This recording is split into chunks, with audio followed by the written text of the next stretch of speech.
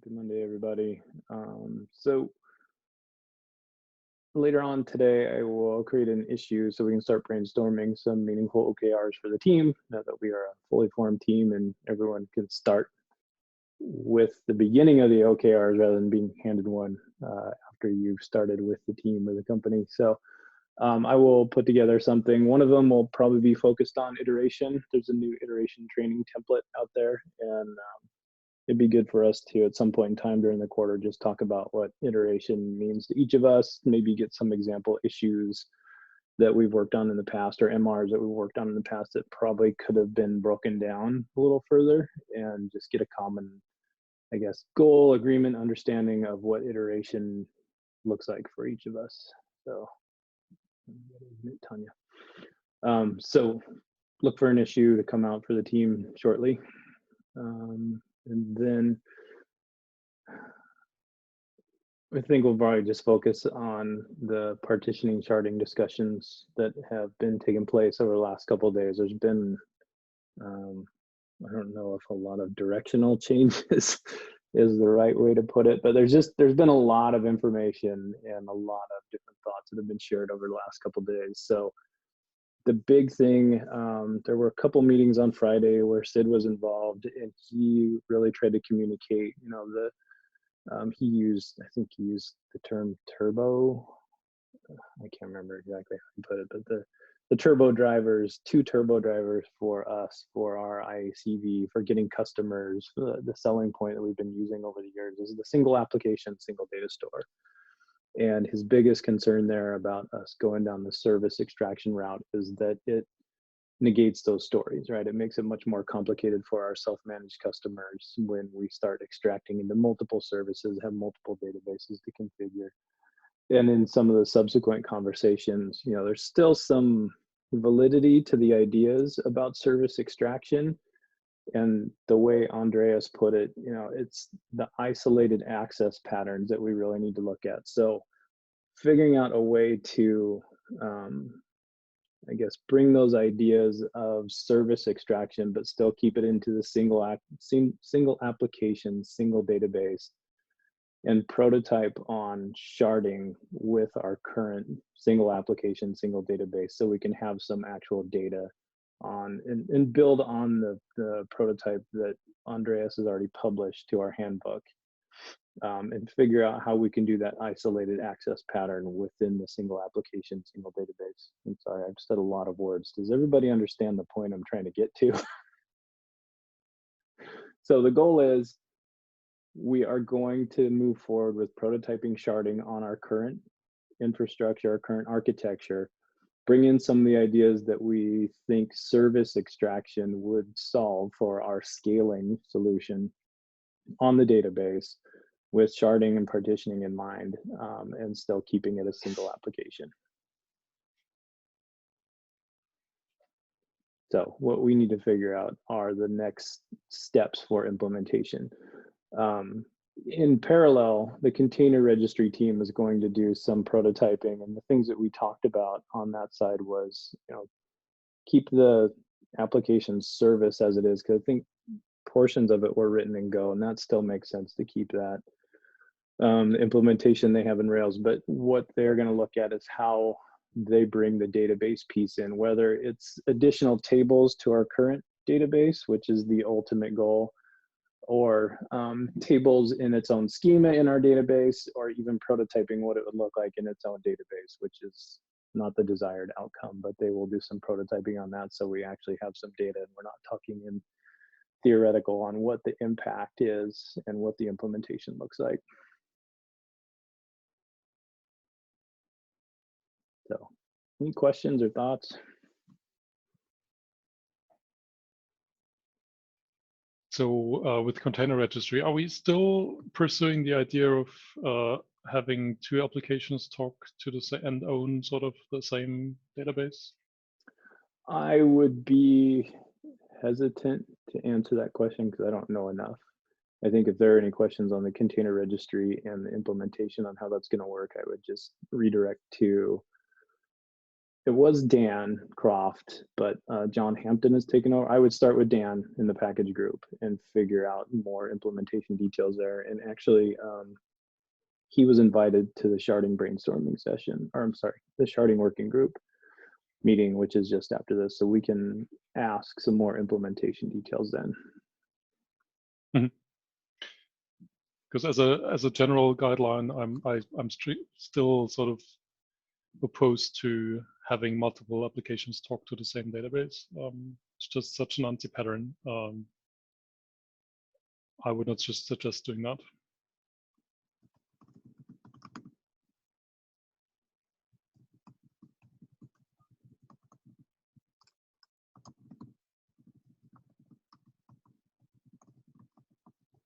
Yeah, I'm not sure what the answer is there. I'm not sure what the Go service that they have built now, how and what that access is. I think the Go services doesn't do anything. It's just up until recently, it was just the standard upstream Docker distribution binary. So that's what we base our container registry on, is the Docker, official Docker upstream product.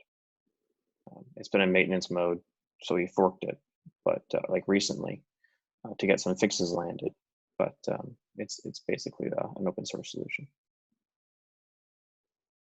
Okay, so their current Go service doesn't access anything in our database, and it doesn't sound like there's any plans for it to. Is that right? And if you don't know, we can wait till the next meeting to ask them. I don't know about plans, but I believe anything that happens right now is an API call over to the Docker distribution service, which is why it's slow to render and list containers and things like that, as well as also how we present the content is sort of dictated by what the API sends back.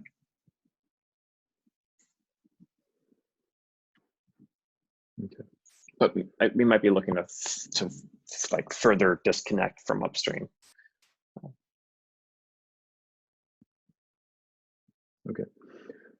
So as far as next steps for prototyping, I don't have any good answers since this all kind of came down on Friday. It's something we can talk about asynchronously to get some ideas on what our approach will be. And it's probably going to be a lot of the same content we talk about in the next meeting. So yeah, I'll put together an issue if one doesn't already exist on what we can do as far as next steps for prototyping. All right. I want to say that I agree with Andreas in principle, and I understand what Sid says and asks for. So, for example, I understand that Sid does not want to split the services and split the current database to multiple databases. But in general, it is an anti-pattern to have multiple different services, internal or external, accessing the same database. And a lot of problems occur from that. So I can see why we may not want to take CI/CD out of our database into another database. But container registry, why not have it in a different database, even if it's in the same cluster, the same server? So that's an open question from my point of view. So why not, if we have new applications, why not have them in smaller databases, and we can keep them in the same cluster? And we have already discussed that it's very easy to, when we install GitLab in an instance, they will all live in the same Postgres server. So it's not, we're not breaking the single application, single server here. Am I right? So, yeah. Yeah, there's some terminology that everybody needs to kind of get on the same page with. So the single data store, in the way it's currently defined, is truly a single database with all the tables in one. Where and how much the container registry actually needs of the Rails database is still unclear to me, because again, I only have Friday to go back on as far as my understanding of what the container registry implementation is.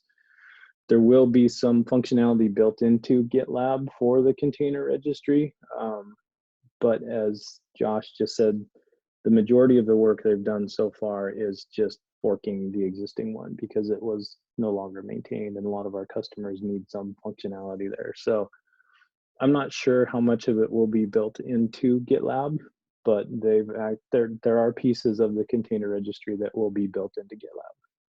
So there will be a small set of tables, is my understanding, that will be a part of GitLab. And there was just some discussion on how much of the actual container registry functionality needs to be brought in or not.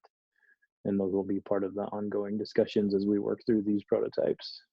And I will rely on Dan to make sure that he communicates correctly on what that overlap is, because I don't know at this point in time. So if I kind of recap what my understanding here, if we're back to focusing, partitioning separate tables, our focus is on gaining from splitting, so from lowering the index sizes. But in reality, we cannot shard those parts because in order to really shard the database, you will need to bring everything together. So in reality, what we are discussing at the moment is a partitioning solution that will just lower the size of the indexes and make accessing the data faster. Am I right? Yeah, I think the problem that comes with that is that we have multiple access patterns. So perhaps that's something that we can consider for a prototype to show how to deal with different access patterns. As an example, we have a lot of things that are inside a namespace. So, you know, if we partition that by namespace, that's perfect. But unfortunately, we also have, on the same data, we also have perspectives that come from outside. So we have user assignments, for example, where you don't have any namespace key, you just have a user, right? And if we had a solution that is namespace partitioning, the user access pattern, that's not going to be great because you don't have the partitioning key in this case, right? So there are two conflicting access paths.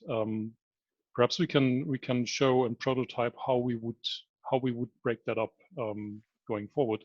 And I think this is where we brought service extraction into the game, so to say, to isolate that and deal with that separately. Another solution that is sort of in the same direction is to just isolate that in the same code base, so to make sure that this data is only being accessed by an isolated part of the code base, a module, or has a proper interface, and that could also act like a service.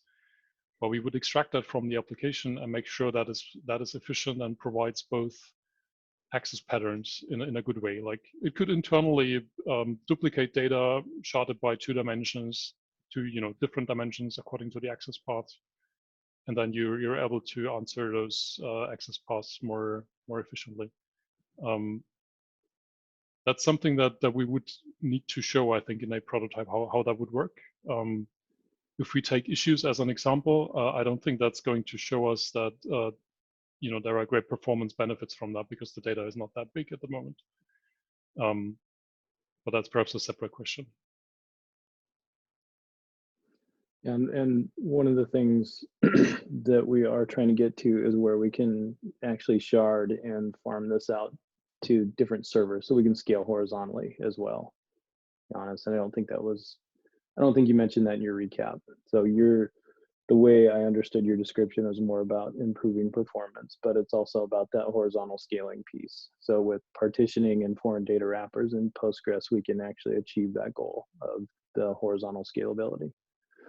But it does come at a cost, as Andreas was talking about. The cross shard joins are going to be painful, and that's part of the exercise of this prototype and isolating access patterns is understanding, what we can get off of our current architecture, what the improvements are going to be and where the pain points are, and what work we can do within the application itself to isolate those access patterns so we can further iterate and improve on the partitioning and sharding strategy that we're looking at right now. So we're kind of saying we have two problems, right? One is if we had a shardable application, if we just wanted to implement sharding, how would you do that? We would perhaps start with partitioning, use foreign data wrappers, use Citus to be whatever, but the problem is always the same. How do you it's an implementation of sharding. This is one question. And the other question that I find more interesting for us is how would we apply that to GitLab, knowing that this application is not shardable by default, right? We have so many different access patterns. I like to think that this is the much more interesting question for us to start with.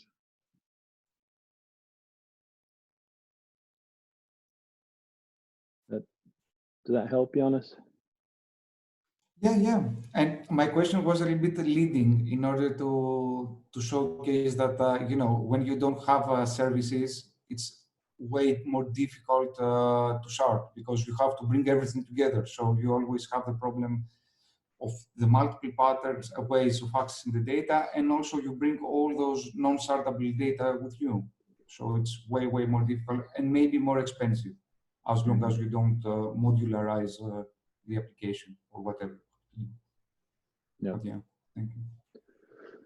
Yeah, none of the paths we're talking about are going to be simple, and they're going to take a while and require some deep investigation. So it'll be an interesting problem to solve. I like the way that Andreas described it earlier when I was talking to him about figuring out and isolating the access patterns within the application today. It still kind of falls along the lines of our thinking about service extraction, but within the guidelines of keeping it within the application. So it's a good clarification. It was hard to describe before he came up with that term, but that's a good clarification. There is an interesting note from the call on Friday where Sid said that basically users within an organization, they only care about their organization. And that's why GitLab itself, the application lends itself to sharding because you can just shard by organization. You don't need consider any other organization. I think that's sort of behind that why we're discussing namespace sharding. What I find interesting is that we don't have any notion of an organization at the moment in GitLab. Right, so we have a lot of users, we have a lot of namespaces, but your user can participate in basically all the namespaces that you have access to, and there is no notion of an organization where we can say that, oh, this user belongs to this organization, therefore it only accesses data of that organization. Perhaps we can also think in that direction a little bit more. Yeah. So I think tomorrow during database office hours, we can start, I guess, writing down issues on how we can approach this so we can all have something concrete to start working towards, or at least brainstorming what issues we need to create. Because like I said, I know it's a lot of information and directional change that's happened over the last couple of days. So think about it, and we can talk in more detail during office hours tomorrow. And if you have any ideas in the meantime, feel free to just start throwing issues out there that we can talk about asynchronously. All right, let's take a look at the board.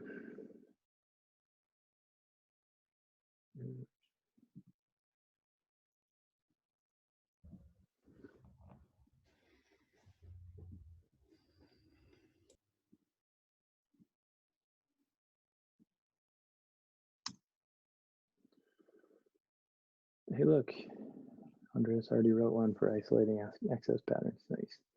Yeah, that's a mess. If you look at the description. You've had a half an hour. It's not perfect yet. Come on. Yeah, I thought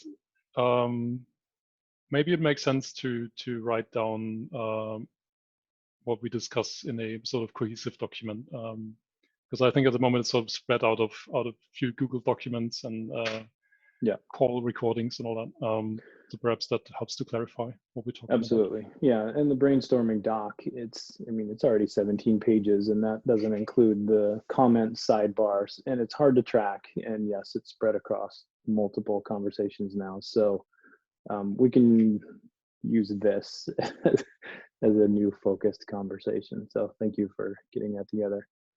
Sure. But 17 pages brainstorming means it's a good brainstorming. Absolutely, yeah. Isn't it? And there's only probably 4 or 5 major directional changes in there. So there's probably a lot of content in there that's no longer valid or actionable on the direction we're going now. So yeah, we can all comment on that issue and we can recap tomorrow or further work on it tomorrow. All right, so for 13.0, how does the automatic re-indexing of standard indexes look? Is there any progress on that? I started on that last day before my PTO last week. It was related to I'm also looking into index float, and that was sort of related. I think we can still get something out. It depends on what other work we drag into the milestone. Okay. All right, Pat, want to run through yours real quick? Yeah. Yeah, the first one, I think that really ties into what we're talking about too. I think we have a lot of these partitioning issues with the shorter term goal of partitioning, but realistically, we're talking about sharding, splitting up the data. I think it remains to be seen that we're going to be able to leverage the database to do all this because we don't really know the patterns that we're going to have for distributing the data in the database. So I'm not sure if it makes sense to be building all this tooling in the database level itself of like handling foreign key deletes and things because we don't really know how that's going to work in practice. I don't know if anyone has any thoughts, but it just seems like as we're moving towards distributing the data, the patterns that we would use to handle something like this would also need to be able to handle distribution of the data. So if I understand correctly, any work that you do now would be subject to change as we try to isolate the access anyway? Right. I think we're going to have data potentially living across database cluster. You can't use a trigger or something like that to manage that. So, I think when we're talking about moving towards horizontally distributing the data, we have to be thinking about the tooling that we use to manage the data also has to be able to be horizontally distributed. Right.